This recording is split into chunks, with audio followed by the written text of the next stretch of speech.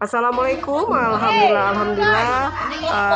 Kami Lembaga Kursus ITA Yudhistira dengan PT Medco Pulau Rimau, Sumatera Selatan ya, mengadakan pelatihan pembuatan kue tradisional ya dengan masyarakat di sekitar PT Medco ya. Di sini kami mengajarkan bagaimana untuk membuat masyarakat di sini bisa mandiri dan bisa berwirausaha.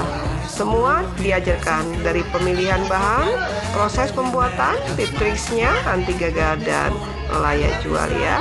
Adapun macam-macam varian kue tradisionalnya. Hari ini kita membuat kue lumpang dan kue klepon pelangi ya. Nih seperti ini ya.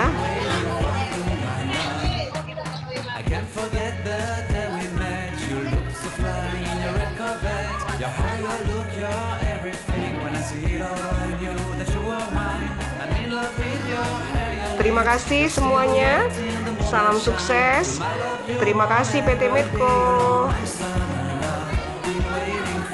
sudah bekerja sama dengan Lembaga Kursus ITA Yudhistira. Salam sukses.